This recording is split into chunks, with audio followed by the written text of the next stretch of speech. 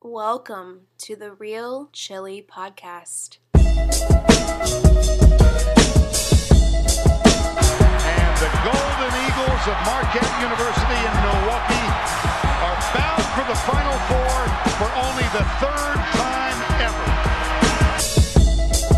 5 seconds left. Marquette down by one, trying to avoid the upset. Blue the drive, the left hand. It's good. 1 second to play. Vander Blue has put Marquette in front by one. And I want to win every day as basketball players, as students, and I want to win every day, most importantly, as people. Welcome, ladies and gentlemen, to the Real Chili Podcast, the long-awaited return of the Real Chili Podcast. I am your host, Mike Lavender. I'm joined by Pete Worth and Brian Henry, and we are here today to do a post-mortem on Marquette's 92-75 Big East Conference opening loss at Creighton in Omaha, Nebraska. Pete, Brian, is the sky falling? More like Big East Conference opening fist pounding. Just open up wide and take it, Marquette fans. Wow. What a mess of a debut. Peter, I don't even think there's a positive way to spin this. Yeah, it was the wrong time for me to watch this game because I recorded it. And first of all, it's late anyway. You know, I'm in Central Time. You guys are even Eastern. Yeah. I recorded it because I was getting home late and then turned it on and went to bed at about midnight. And watching that garbage was not the best way to fall asleep. They say to never go to sleep angry, and I had to really kind of turn it around there and get into a better mental state before I could hit the snooze. It was not the way we wanted to start this season in the Big East season. But frankly, I think this is where I'm going to get pretty quickly in this podcast. Brian, I do want you to talk about some of what you saw in game. But to me, I don't want us to overreact because it is one game. And I've seen a lot of people saying, oh, don't overreact. It's one game. It's early in the season. No, that's what we're here for. But we're here to overreact. And hell yeah. To me, it's felt like this team played I don't know the best way to put this. They looked last night like they have the rest of the season. They look like they haven't played together that well, and unless we get a huge performance from Marcus Howard or that one game from Brendan Bailey, then we can look all right. But this team has looked discombobulated from the start. They haven't looked like a team. They haven't looked like they've played together. They haven't looked like they've figured it out. Yes, it's early in the season, but it's really disconcerting when it's January and we still haven't figured out how to put the pieces together. You nailed it. It's a rerun, it feels like, of different, obviously not every game, but of just various moments that we feel like we've kind of gone through for the past 5-6 years. Mike, you nailed it. If Marcus Howard is not putting on a Marcus Howard show, this team really struggles. And while, shocking, you have one of the best players in college basketball. If he doesn't play great, no duh, like I understand that. But where I go, and Pete, I know you've gone there, it's just so frustrating to be at this point of Marcus's career and to have the team at times this helpless around him. And that's roster construction, that's style, that's everything. I mean, it's a whole, everyone is to blame for a game like that. And yes, it is one game. If they go 15-3, everybody is more than welcome to skewer us on this podcast. God, I sure as hell don't see that happening. Not with the way this group currently is. I don't know, Pete. No, what I realized last night is that Marquette basketball in the rest of 2020 and this 2019-2020 should never take a 2-point jump shot for the rest of the entire fucking year. Don't do it. Even if it's wide open. Even if it's wide open. I don't care. Pass it back and shoot a three. I do not care if it's a layup or a three-pointer. That's all I want to see from here on out. Honestly, we literally cannot make anything besides those two things. Honestly, a contested Marcus Howard three-pointer is probably better than an open anyone else two-pointer. Absolutely. Right? Yeah. Correct. Outside of what was basically a mini Marcus Howard 7-1, 7-2 run late in the first half, there was nothing good about that basketball game. Nothing. And while we're swearing, if I could take it to the other side of the ball, how are we so fucking lost in transition defense? I don't understand it. I'm not implying it's easy. I'm not implying that you should stop every single one. Of course Creighton's going to get a couple. Of course, name good team X, they'll get a few buckets, run the floor. But, oh, my God, we can't match up for our lives if the opposing team is speed dribbling with the basketball. It was bang your head against the wall, shocking from that standpoint last night. With all due, go ahead. Oh, well, and not only that, I mean, even when they did kind of settle them down and get into a half-court set, we couldn't stay in front of anybody the whole night. No, you're right. Not a single person could stay in front of their man.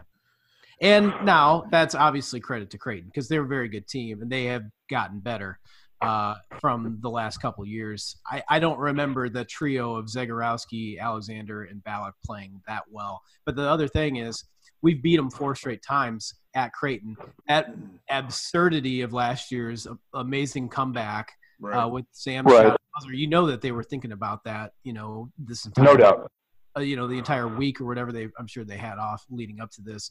And McDermott was harping on the fact that, it's a Big East opener. This team's kicked our ass or not necessarily kicked our ass, but skated out of here and really pissed off the entire fan base the last 4 years we came in here. They were excited and up for this game, and we fought with nothing. Brian, you make the point about we looked fucking awful in transition defense or discombobulated. This entire team feels discombobulated. And some of that is due to Creighton, as you point out, Pete, right? Like, Creighton's a good team. They have a good coach, clearly, which we'll get to. I don't know if we have. But I can't understand why these guys look like they haven't played on the court together. I get that it's January 1st. I get that you haven't been playing together for 4 years. But for fuck's sakes, it's unbelievable. I want to say this publicly. I said this several weeks ago to you guys on the text chain. This is probably my least favorite Marquette team, certainly under Wojo. For God's sakes, I thought the Matt Carlino years were more exciting than this team. It is like, and that's right. That may be a lie. I'll take that back. No, but their money where their mouth is. But like, at least like, Matt, it's like I turn on the TV. I know what I'm going to get from this team, and it's not good. No, look, I'm gonna get on board with you, Mike. I don't know if I'm gonna go reach back to Carlino, but I will say this: I am overwhelmingly at times bored with this team, and I think our lack of podcasts has demonstrated that. Part of it's our schedule, but I don't think there's just maybe we're just washed up. I don't know. I don't think so. This is the first time in my life since entering my freshman year and obviously passionately following Marquette basketball that I've really gotten to a point where it's like, yeah, if I miss part of the game, sure, blah, blah, blah, I'll just catch it on, if I'll read about it, maybe I'll watch highlights of it. Like, there's just very little sense of urgency, I feel like. And yesterday's game was a prime example of why. Don't get me wrong. If Marcus goes nuts this weekend and they beat Villanova in dramatic, like, we're smiling and fun, but it still doesn't change the just inherent kind of flaws of this team and probably how it's going to play out over a full Big East season. I don't know if this is a roster that can win more than go better than 500 in this league right now. Go ahead. Well, I would disagree from Brian. Or not disagree. Me personally, I would say that I don't feel that way when it comes to the game, like watching the games. I'm still excited about watching the games, but then when the game starts, I'm just kind of fuck this. I go into a bad place where I'm just like I don't expect anything good to happen. It was like it's not good basketball. It's not entertaining basketball. It's not even like you can sit there and point. And I know this is an extreme example, but it's like, oh hey, Virginia's not thrilling and exciting, but they play great. Like, I'm down for a system. Just show me some level of continuity in the way you do it. Look, we all knew it with Crean, right? It was jumping in passing lanes and tips. That's all he screamed about. He put banners up about it. That was his thing. Buzz was paint touches and ridiculous on-ball man-to-man defense. And they had a style and you got it and you embraced it and you knew for the most part, what you were watching. I don't know what the hell we are. I feel like I never have any idea what the hell we are now, these days, over the last few years. You don't know what you're going to get on a given night.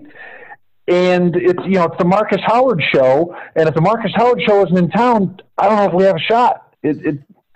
I want to give Pete Mohan full credit for this, and he'll say it more eloquently on the next pod. He couldn't be on tonight, but he did say on the text chain earlier today, he said his biggest problem is that he feels like Wojo doesn't weaponize any of the players' skill sets. And he goes on to say that, kind of making a similar point to what you just said, Brian. It's like we have talented guys on the roster, but it doesn't feel like we're tailor-fitting them for the best role they could have on this roster and highlighting their skill set. Rather, we're just kind of putting them out there and expecting them to do everything almost equally well. I don't know if I articulated that as well as he would, but it's a similar frustration that what is our identity? Our identity is, oh, man, Marcus Howard. Let's say a rosary here, and let's hope Marcus goes for 40, because if he doesn't, we're screwed. And the biggest perpetrator of that, what you just said, Mike, I guess we could phrase it like the weapon we feel that is being most underutilized, I think, is probably Kobe McEwen. Because Disagree. That guy – okay, all right, that's fine. The guy is completely lost out there, and stepping into lost in the sauce. You took the words out of my mouth. Yes, he is. I mean, the guy, I looked it up today. He had something like 20-something 20-point games over the span of his 2 years at Utah State. Like, the guy can put the ball in the hoop, but I don't know if it's the pressure of Big East play or the pressure of being kind of the number 2 guy is what basically kind of what we were prognosticating behind Marcus before the season started as that second possible scorer. But both sides of the ball looks completely and utterly lost and has zero confidence whenever he takes a shot. When he hit the top of the backboard last night, you could tell he didn't even want to shoot it. Like, he gets the ball and he's just like, he looks around when he's wide open and doesn't do anything, and then it probably turns it over. And then when he does have the ball at the top of the key, makes a move, he doesn't really get by his defender, and then he just ends up kicking it to somebody else. He doesn't really – he's not adding a single point of value this year. Well, and you know what would also help, Pete? Not picking up 2 fouls a minute into the game. His ass is stapled onto the bench, and we've played 60 seconds last night. That's an effing problem. Like, he was completely – the fact that he struggled yesterday, it's completely on the fact he had no opportunity to get into a rhythm of the game. His ass is sitting already. Torrance is in. And it was like what we used to see with Eric Williams and Jay Crowder. Like, it was an even quicker hook, and you never saw him again. I mean, you're asking yourself, but he was over-guarding and gets 2 quick fouls, and that's that. But you're right, Pete. Overall, offensively, I don't want to go so far to give him the Joseph Chartouni, oh, no, this isn't mid-major basketball award. But good Lord, is he close to claiming it right now. Yeah, it's bad. Sorry to go back to a previous point. The reason why we're so disgusted with the team, why we're not excited possibly like when the games start, and why it's such bad basketball is that we're relying on one guy. We're so reliant on one guy, and we turn the ball over. We turn the ball over so much. Mm-hmm. And we're okay on defense, but we don't get any steals. We don't get any transition. We don't make any exciting plays. The only exciting plays that we generate is Marcus going crazy. That's it. Yeah. And Marcus is not James Harden, and that's not going to cut it.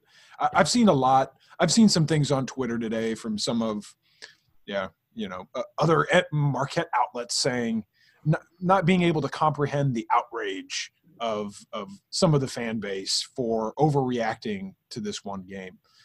To be honest, I mean, maybe in spots in this pod in the past 10 minutes, we've overreacted.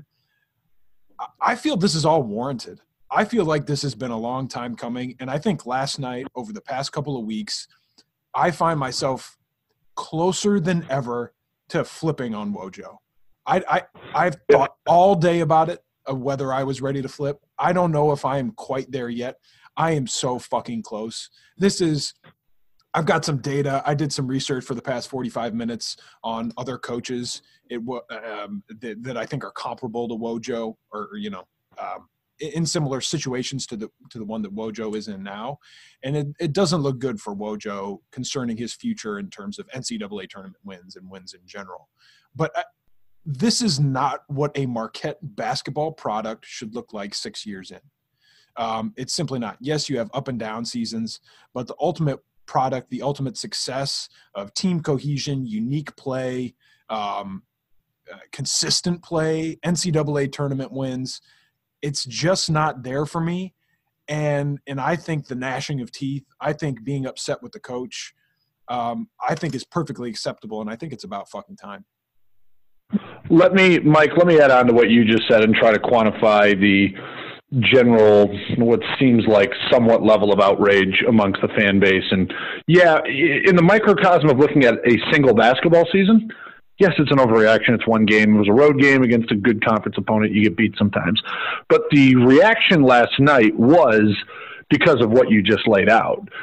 It's 6 years building to that. And it is a general malaise that has led to frustration. A lot of people tuned in last night for the first time in a while.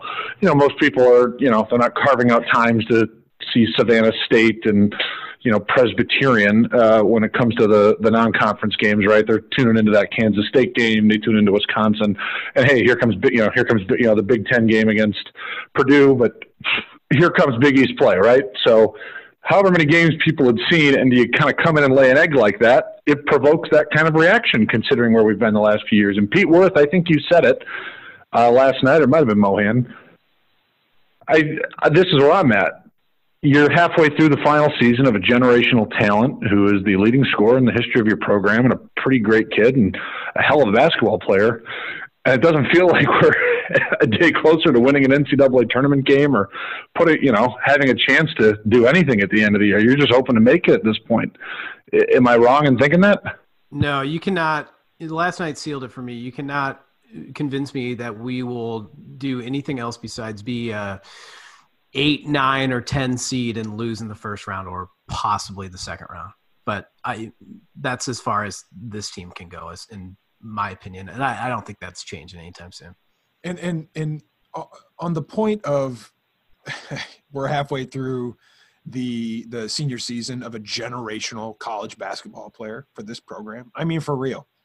The fact that we had Dwayne Wade and Marcus Howard so close together, I understand they're different players and they have different careers and such, but are both phenomenally talented. The fact that we are on the precipice of having 4 years of Marcus Howard and not a single NCAA tournament win is unfathomable and is such a supreme waste of talent. It's borderline fireable. It's yeah.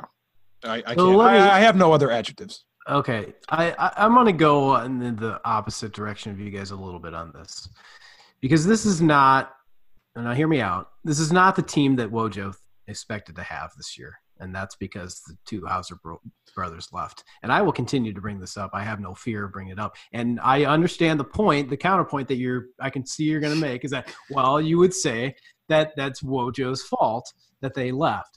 Okay, and that's a valid argument.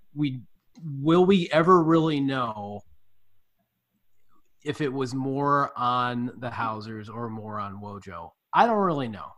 All I know is that he got those two guys here, and you cannot convince me now. I'm doing a lot of confrontational convincing of myself, or asking anyway. That's what marriage is about. But this team is clearly, would be better with those two guys. I think that is completely obvious at this point of the season, because we were talking, we'll be better defensively. And yes, we probably are better defensively. But as a team as a whole, would be better with those two guys.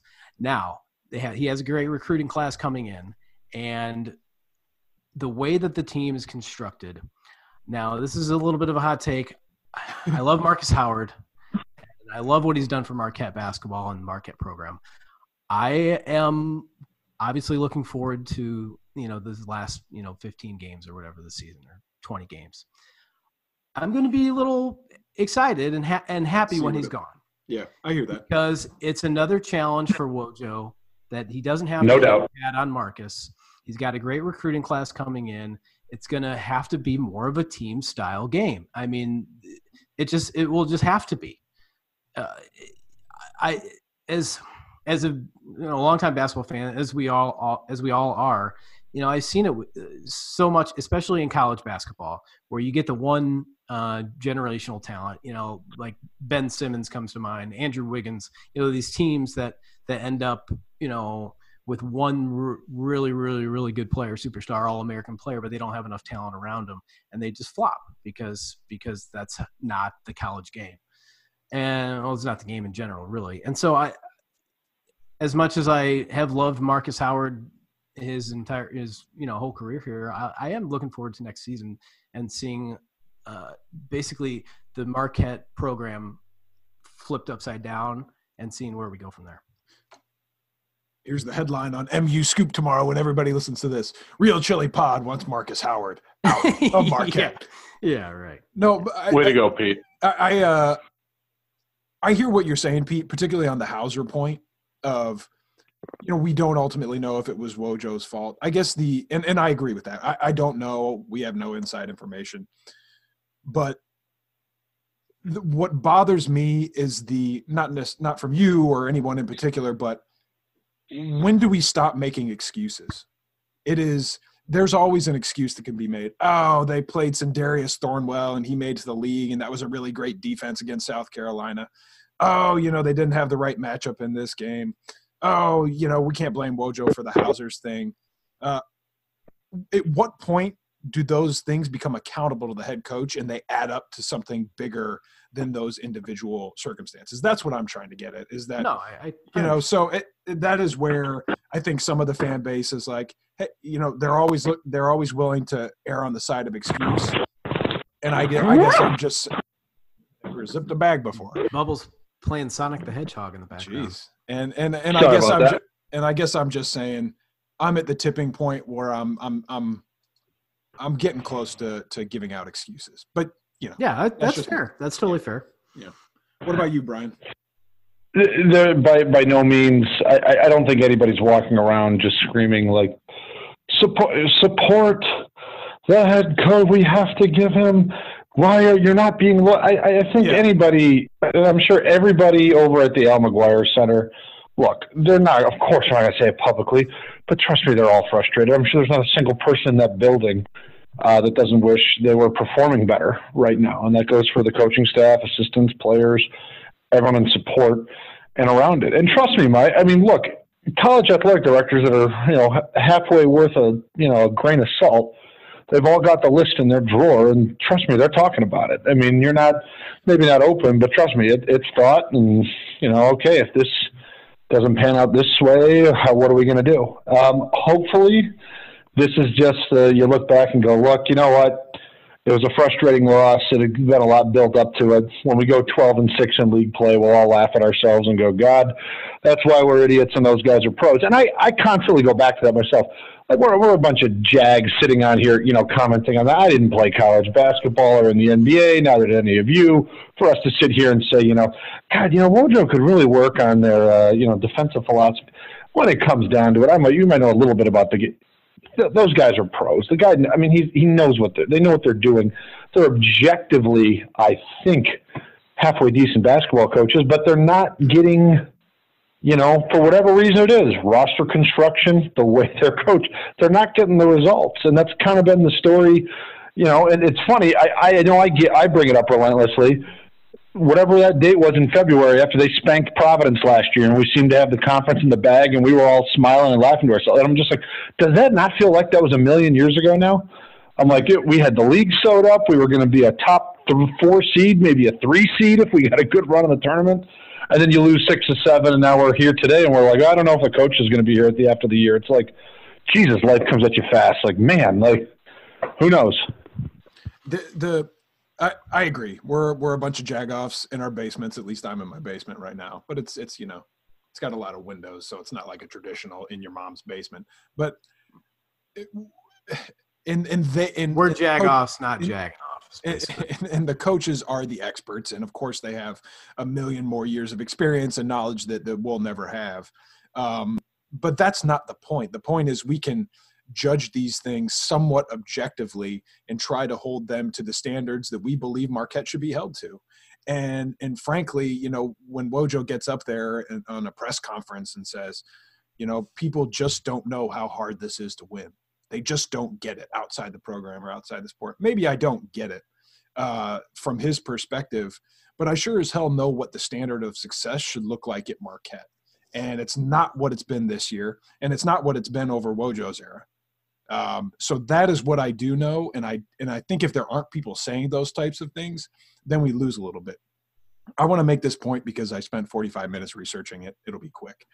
I cannot wait to hear this point. Lay it on me.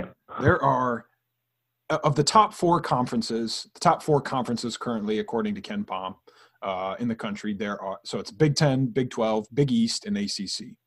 There are 8 active coaches in those conferences who took their first job at their current school and have been there 6 years or longer. So there are 6 coaches who are analogous to Wojo, right? They've taken their first job at a big-time program in a big-time conference.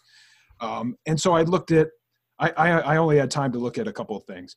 Their NCAA tournament wins within their first 6 years, and then their NCAA tournament wins in all subsequent years after those first 6 years. For every coach, their NCAA tournament wins within their first 6 years were predictive of the wins they had in the NCAA tournament throughout the remainder of their career. So, for example, Tom Izzo averaged two and a half NCAA tournament wins his first 6 years at Michigan State. He's averaged just over 2 in the seasons afterwards. He averaged 2.5 tournament wins per season? Yeah, in his first 6 years. He's averaged just over 2 in all the seasons after at Michigan State. Matt Painter averaged 1.16 tournament wins in his first 6 at Purdue. He's averaged 1 in all seasons after. So here's the point. Of those 8, all of them but 2,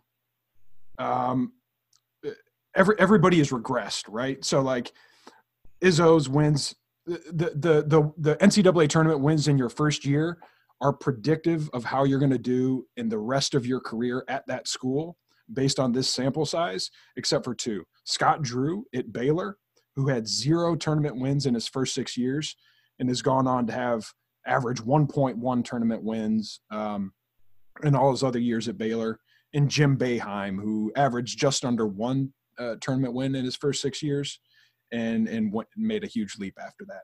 So I don't know what this means. All the data nerds out there are probably going to yell at me and tell me that's wrong and it doesn't make sense and anything. But this was a way for me – Morty. Yeah, Morty. This was a way for me to quantify, to look at people who took their first job at a big-time school, compare how they did in their first 6 years, and try to use that as a tool to understand how they could or would do in the rest of their years of that program. And what I'm looking at right here is telling me that the first 6 years are fairly accurate, with a couple exceptions, it predicting where the coach is going to, how successful they're going to be in the following years at that school. So what that tells me is that kind of what we see with what we got in Wojo is probably what we're going to get. I don't know, Mike. I think what you just told me is that he's going to be the next Jim Boeheim. That's what I took out of that. Yeah, so, same. You know, Great. I mean, I'm glad I those are some alternate facts. I mean, come on, just be about it. You gotta break. No, that never kills a guy. Yeah, oh man, yeah, I probably opened myself up to that one. That was great stuff, and that's really wow. I mean, that's very telling, and that's not the right. You hope there's an out. We have the outlier, and this is the year they. What's so funny about this is that Pete, you just said a little bit ago, hey, we're probably going to be an 8 to a 10 seed. 8 to 10 seeds win 2 games in the tournament. And just imagine if this team won 2 games and got to the second weekend. I mean, I feel like I'd like to.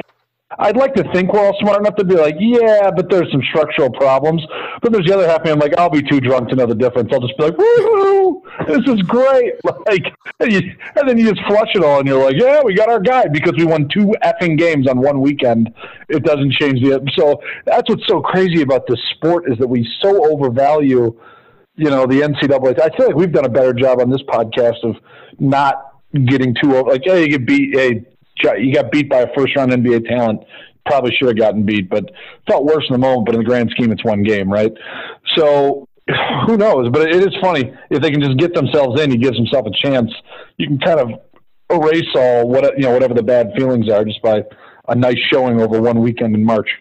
Yeah, but that's why you plug 6 seasons in, and that's why I know we overvalue. I can hear Anonymous Eagle on the pod a few years ago telling us NCAA tournament wins are not the metric for success. I think that was the exact quote. Anonymous Eagle, tell me if I'm wrong.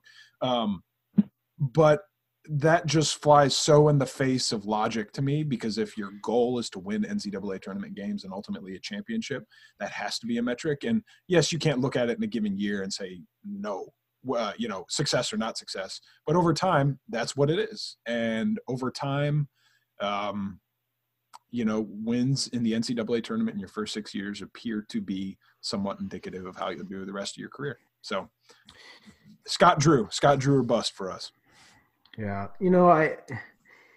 It may seem like a long time, but I'm okay with 10 years as a measuring stick. Mother of God. For a guy. No, seriously, I will take, and I said this before, I will take another 3 years with this promising recruiting class coming in, then starting the whole thing over again. I cannot stand starting the whole thing over again and just assuming that we're going to have 3 wasted years or 2 wasted years, depending on who it is. What, you're saying you don't want another starting lineup of Juan Anderson and Matt Carlino out there? What? Why? Well, whatever. Yeah, that with that statement, we are assuming that we cannot find somebody that's as established. Right. That would be an improvement over Wojo. And that's probably not. So I'm, if barring, 4 straight, maybe couple years straight of no NCAA tournament wins, after year 8, then I might change my tune. But we will likely would make the NCAA tournament this year. We have an okay resume. We have a decent resume right as it stands right now. We have 0 quad 1 wins, but we're 3-0 against quad 2. And if we basically go 500 in the Big East, I think that gets us in. So obviously that's not what we all wanted for this year, but we want that consistency of making the NCAA tournament. And then once we establish the consistency of making it, then hopefully, ideally, we can establish a consecutive run of getting a high seed and going far. I think that takes possibly 10 years. I might be, in the minority there, but that's just kind of how I see it. That's fair. We got to begin wrapping up, but I do want to say one more thing, and a couple more things, but one is, if you look at who we've played so far, it does look like amongst the better / more talented, better coached teams, there's a successful recipe out there for how to beat us. Or for at least how to compete against us. Because Purdue competed against us very well until that second half when the wheels fell off. So that's something to keep in mind. But aside from that, the second half that I turned off after watching the first half and missed the greatest second half of the Wojo era. Right. Yeah. So basically, screw it. I should have turned. Maybe if I turned the Creighton game off at halftime, we would have come back and won. Who knows? Yeah. Stop watching. Better than Villanova, huh? All right. We're going to wrap it up here, fellas. I want to give a special shout out to, I'm not going to say his full name because he didn't give me permission, but John D. John D., a Marquette 2012 graduate who sent us an email this morning. John, thanks for your email, prompting us to get back on the microphones here. As Brian alluded to earlier, between the mix, this is our excuse, or this is my excuse, between the holidays, work, And what we outlined is this team's lackluster and uninspiring performance. It's been a bit of a slog to get on the pod here. Hopefully we can do a better job heading into conference play over the next few weeks. But thank you, John D., for prompting us to get on the mic here. John D., thanks for keeping us on our toes way more than Theo John can stay on his. Can Theo just be on the court? Can he play more than 8 minutes? Just get the man on the court, please. Please, Wojo. We didn't even talk about the front court and how god-awful that's been. No, in all honesty, though, I've almost preferred the big picture. Leave the X's and O's of how – I mean, the game sucked. There's your analysis of the Creighton game. It sucked. I wouldn't watch it. I wouldn't read about it. If you want to listen to us talk about it, that's kind of you. But it completely sucked. Get me to the next game. And the biggest thing that sucked was when we were down by 20 and we were trying to feed Ed Morrow the ball in the post. And I was like, no. I almost turned it off then. It resulted in a turnover, of course. And then I think Ballack hit the long three from the top of the key. I was like, with 5 minutes to go. And that was my – Wait, was it a transition three? Oh, wait, all of them were transition threes. Yeah, so that was my time. So, hey, you know what? We got 2 more days from today and a chance to get a big W. So I guess that's something to look forward to. I guess. At least it's almost the weekend. All right, folks. Thanks for tuning into this episode of the Real Chili Podcast. Again, hopefully we'll be coming to you a bit more frequently. Brian, where the hell are you? Thanks for calling in from the road, though. Dallas, Texas. Everything is not bigger here. My hotel room sucks, but hey, it's all good. All right. Very nice. Very nice. All right. Well, again, thanks for listening to this episode of the Real Chili Podcast. Signing off for Pete Ware, signing off for Brian Henry. I'm your host, Mike Lavender. For everyone here at the Real Chili Podcast, we'll talk to you next time. Ring one out.